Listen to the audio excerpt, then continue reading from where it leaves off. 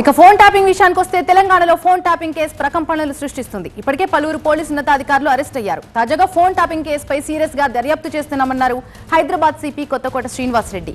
SIB మాజీ chief Prabhakar రావును పట్టుకోవడం లేదనే వాదన కరెక్ట్ కాదని, ఆయన్ని రప్పించేందుకు ప్రయత్నాలు చేస్తున్నామని తెలిపారు ఆయన. ఇక ప్రభాకర్ రావు ప్రస్తుతం విదేశాల్లో ఉన్నట్టు తెలుస్తుందని, అయితే ఆయనకు సంబంధించి ఎలాంటి రెడ్ కార్నర్ నోటీసులు జారీ చేయలేదన్నారు సిపి శ్రీనివాస్ రెడ్డి. ఎల్ఓసి మాత్రం జారీ చేశామని చెప్పారు. అలాగే ట్యాపింగ్ జరిగిందా లేదా అనేది తేలుస్తామని, సమయం వచ్చినప్పుడు రాజకీయ నేతల వ్యవహారంపై స్పందిస్తామన్నారు సిపి. ఇక దీనికి సంబంధించి మరింత సమాచారం మా ప్రతినిధి ప్రణీత అందిస్తారు. ప్రణీత, ఈ కేసు ఎన్ని ప్రకంపనలు సృష్టిస్తుందో మనందరికీ తెలిసిందే.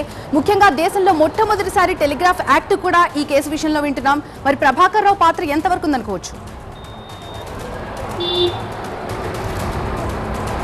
అయితే ఈ అంశం పైన ఈరోజు హైదరాబాద్ సిపి మరోసారి స్పందించారు.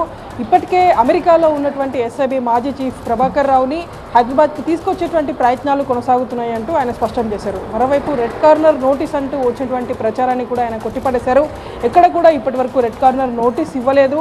తాము ఏం చేయబోతున్నామో ముందే చెప్తే అక్యూజ్డ్కి అది ప్రెస్ అయ్యేటువంటి అవకాశం ఉంది.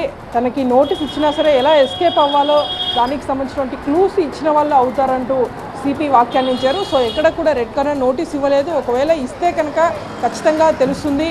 మొత్తం ఈ వ్యవహారానికి సంబంధించి ఇప్పటి వరకు 1 డజన్ ప్రెస్ నోట్లు ఇచ్చాము. ఈ వ్యవహారానికి సంబంధించి పూర్తి స్థాయిలో దర్యాప్తు కంప్లీట్ అయిన తర్వాత ఒక ప్రెస్ మీట్ పెడతామనేటువంటి వ్యాఖ్యని కూడా సిపి హైదరాబాద్ చేశారు.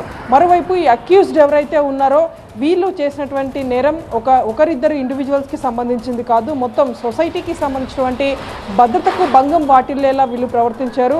ఒక పర్టికులర్ ప్రైవసీ అంశానికి సంబంధించినటువంటి క్రైమ్కి వీళ్ళు పాల్పడ్డారు. కాబట్టి ఖచ్చితంగా దీన్ని సీరియస్ క్రైమ్గా చూడాల్సినటువంటి అవసరం ఉంది. ఖచ్చితంగా చాలా సీరియస్ దర్యాప్తు అయితే ఈ కేసులో కొనసాగుతుంది. ఇప్పటి వరకు 4గురిని అరెస్ట్ చేశాము. రానున్నటువంటి రోజుల్లో వీళ్ళ సంఖ్య పెరగచ్చు. దీంతోపాటు పొలిటికల్ టర్న్ కూడా తీసుకోవచ్చు అనేటువంటి క్లూను అయితే హైదరాబాద్ సిపి ఇచ్చారు. మరోవైపు నాంపల్లి కోర్టులో ఈరోజు వీరికి సంబంధించినటువంటి బెయిల్ పిటిషన్స్ పైన కూడా ఆర్గ్యుమెంట్ జరిగింది. మొత్తం వీళ్ళు దాఖలు చేసినటువంటి బెయిల్ పిటిషన్స్ అన్నింటినీ కూడా నాంపల్లి కోర్టు రిజెక్ట్ చేసింది. ప్రణీత్ రావు, భుజంగరావు, తిరుపతన్న, రాధాకిషన్ రావు వీరికి సంబంధించినటువంటి బెయిల్స్ని తిరస్కరిస్తూ కాసేపు క్రితమే నాంపల్లి కోర్టు జడ్జిమెంట్ ఇచ్చింది. మొత్తం తర్వాతి వీళ్ళు ఈ నాంపల్లి కోర్టు జడ్జిమెంట్ని అప్పీల్ చేస్తూ తదుపరి వీళ్ళు హైకోర్టులో బెయిల్స్ని అప్రోచ్ చేయబోతున్నారు. Right, thank you Praneetha.